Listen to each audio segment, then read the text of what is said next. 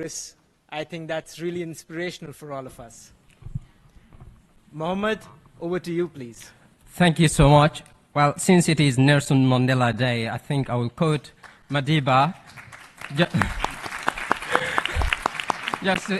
I will quote Madiba just to share some blessings, because it is important for us to acknowledge late Madiba for the long-standing work he's done and a legacy that he's left for our world and future generations. Madiba once said that it is through education that the daughter of a peasant can become a doctor, that the son of a farmer can become the leader of a nation. And as we reflect upon the topic of education, inclusion, and employment, to me, those are topics that are very close to my heart.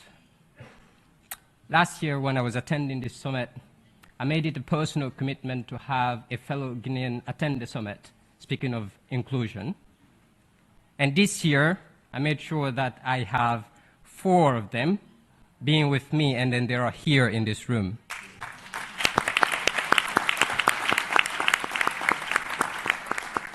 As Hillary Clinton once said that women's rights are human rights and human rights are women's rights. My work as a lawyer has been, for the past 10 years, focused on helping the youth, but particularly girls and women in remote areas, as well as in developed countries, to ensure that they know their worth, their value, and that they get a crucial education to be part of the socioeconomic development of their localities and the world.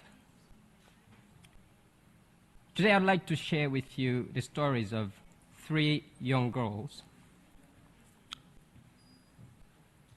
The UN Secretary General's policy brief number 4, titled Youth and Future Generations on the Pact for the Future, calls for the commitment to transformative levels of investment and engagement by young people at national and international level to secure a better future for all. Therefore, the first female, I got to know her a year ago. In December of 2023, there was a major fire that devastated the biggest oil reserves in Conakry, the capital of the Republic of Guinea. This dramatic situation led to the death of 24 people, over 500 injured, and considerable property damage. The situation brought to the fore the consequences associated with carbon-based energy sources like oil. When the incident happened, Fanta immediately organized a group of volunteers from her school and the community at large in order to advocate for renewable energy. She helped raise funds, provide medical supplies to the families that have been affected by the fire.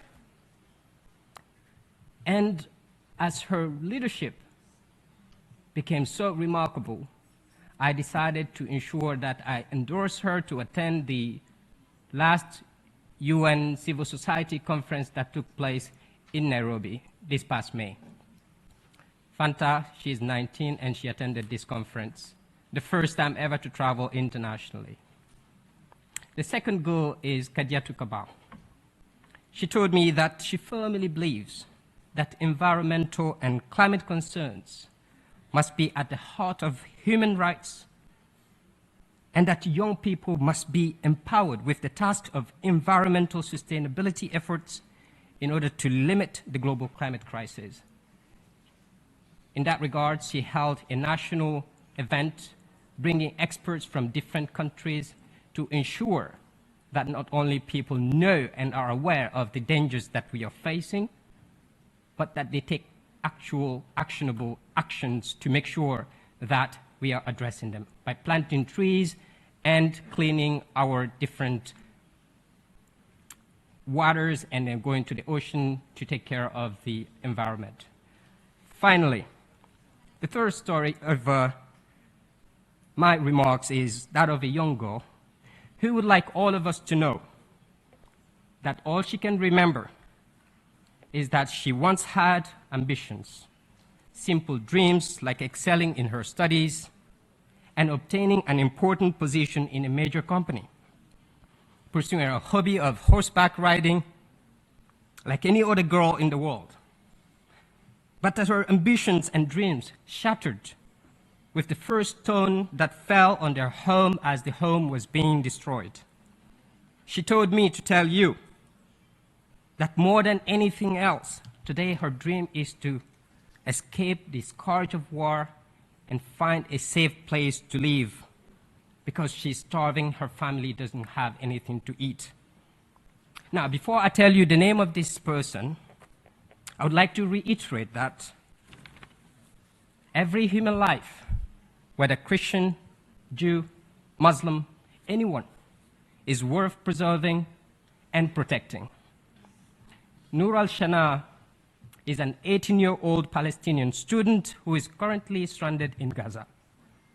After the destruction of their house, she and her family are living in difficult conditions without all of those basic necessities that I just mentioned. She told me to tell you that she wants to leave, that she wants peace, that she wants to find a place where she could fulfill and pursue her education. She told me to tell you to remember her. In light of what precedes, I believe that intergenerational outreach and inclusion is one that we could draw inspiration from and implement from the local to the global level. It also goes to show that passing the torch to the new generation should not be a constant timeline or a zero-sum equation where young people are left on the margins and only called in to fill the void when the seniors are not available. But that such an undertaking is a rather continuum and a dynamic process where people from different generations, genders, socio-cultural and economic backgrounds can converge to actively discuss and take action to resolve the most pressing challenges of our time. I look forward to a meaningful and fruitful conversation, and thank you for your attention. Thank you very much.